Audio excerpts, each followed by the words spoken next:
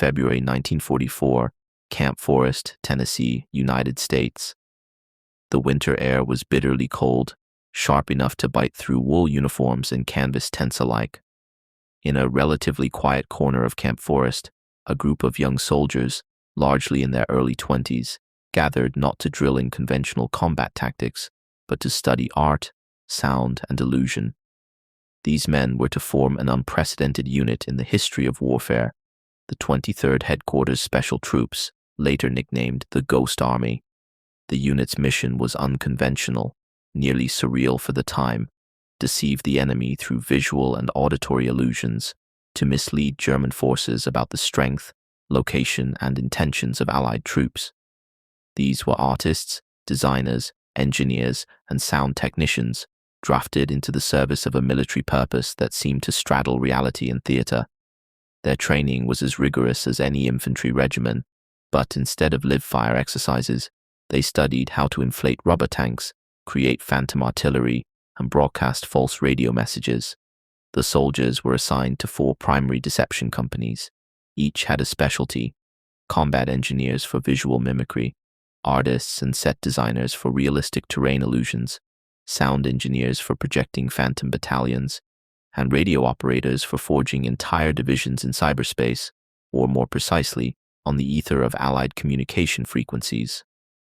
By March 1944, the Ghost Army began deploying in small, controlled exercises throughout southern Tennessee. Inflatable Sherman tanks were erected in fields at dusk, designed to be seen from aerial reconnaissance the next morning. The men meticulously rehearsed troop movements and fake encampments, learning to stagger their presence to mimic a fully armed division. Each detail mattered: the correct spacing of vehicles, the angle of shadows, even the placement of discarded cigarette butts to suggest active bivouacs. The first real deployment into European soil occurred in August 1944, shortly after the Allied breakout from Normandy. The 23rd Special Troops were transported under heavy secrecy, primarily by rail, into France. Soldiers packed their own equipment, including hundreds of inflatable tanks, sound projectors mounted on trucks, and radios tuned to simulate the chatter of entire regiments. The German military was still formidable, its positions heavily fortified along expected invasion routes. But the Ghost Army's goal was not to engage directly. It was to mislead, distract, and confuse. By mid-September, the Ghost Army had orchestrated its first major tactical deception near Reims, France. A small village on the route of the German retreat was chosen to host what would appear to be a full armored division. Inflatable tanks were arranged on the main fields. Sound trucks projected the clatter of tanks and infantry hundreds of meters beyond. Radios broadcast coded messages, relaying the positions of phantom battalions. Soldiers in authentic uniforms staged movements during daylight, taking care to ensure the illusion would survive observation from aerial reconnaissance. German aerial reconnaissance planes approached the area in late morning. From above, the scene looked convincing. The illusion of hundreds of tanks and infantry units stretched across the fields. Commanders on the ground, interpreting the images and intercepted radio traffic, overestimated Allied strength by several divisions. As a result, German forces diverted their units to counter the phantom threat, buying crucial time for real Allied operations elsewhere along the front. The Ghost Army's success depended entirely on precision and timing. Any misstep, a misplaced inflatable, a sound truck in the wrong location, or a misaligned radio message, could expose the ruse. Yet despite the complexity, the men performed with meticulous care. Their training, unconventional though it was, allowed them to execute maneuvers that would have been impossible for traditional military units.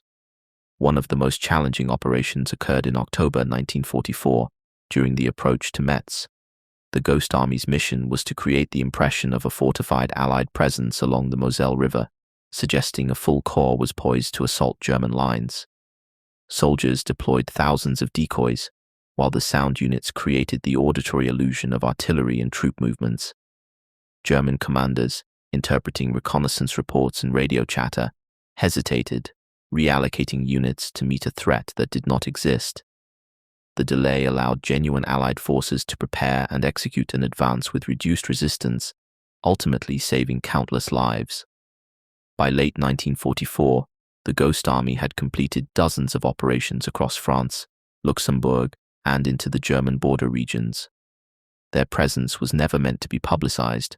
Indeed, secrecy was paramount. Many of the soldiers had no idea whether their efforts had any effect, yet historical analyses later confirmed that their deceptions significantly influenced German troop movements, saved thousands of Allied soldiers, and shortened the European campaign in certain sectors. By December 1944, the Ghost Army had mastered the art of illusion. Inflatable tanks, recorded gunfire, and fake footprints were deployed with precision to mislead German commanders. Each operation was carefully planned. Weather, terrain, and enemy observation were all taken into account. The deception worked. Enemy units were diverted, attacks delayed, and lives were saved. The men combined artistry, technology, and discipline to create convincing illusions that changed enemy behavior without a single shot fired. Even in harsh winter conditions, the Ghost Army continued to protect real Allied positions and manipulate the battlefield. Their operations became a force multiplier, demonstrating that clever strategy and psychological tactics could be as decisive as firepower. Every fake tank and every phantom movement bought time and reshaped engagements, leaving enemy commanders uncertain and cautious. By late December, the Ghost Army's efforts culminated in the deception before the Battle of the Bulge. Units were repositioned under the cover of night, dummy artillery lined up in open fields, and recorded radio chatter broadcast along false front lines. German reconnaissance could not distinguish illusion from reality. Every glance of binoculars or listening post confirmed a larger force than actually existed. Enemy commanders hesitated, diverted resources, and postponed attacks, giving real Allied units time to fortify positions and prepare counterattacks.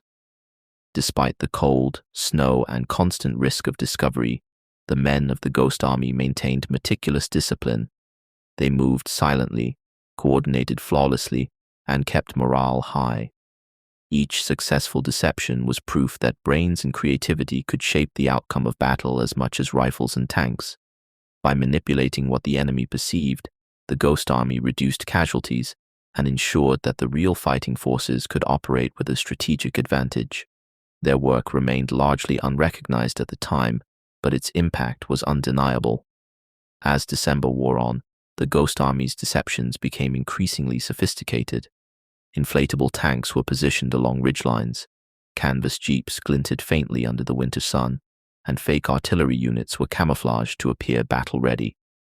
From the air, reconnaissance photos showed signs of movement, concentrations of troops, vehicles, and supply lines that did not exist. Soldiers in the field occasionally caught glimpses of their own decoys reflected in icy puddles or snow, a surreal reminder of their unique mission. Communications officers transmitted false radio chatter with the precision of real divisions, fooling German intelligence officers monitoring the frequencies.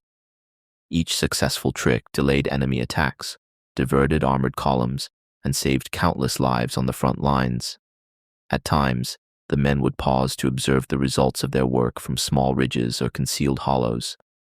From those vantage points, they could see the enemy hesitating, repositioning, or even retreating, responding to threats that were entirely imaginary. It was a silent victory, one measured not in territory gained, but in lives preserved. By Christmas of 1944, the Ghost Army had earned a reputation among the few who knew of its existence. Commanders relied on its illusions to buy time, cover flanks, and mislead enemy planners. The success of their operations proved that deception could be a weapon as decisive as any tank or artillery battery.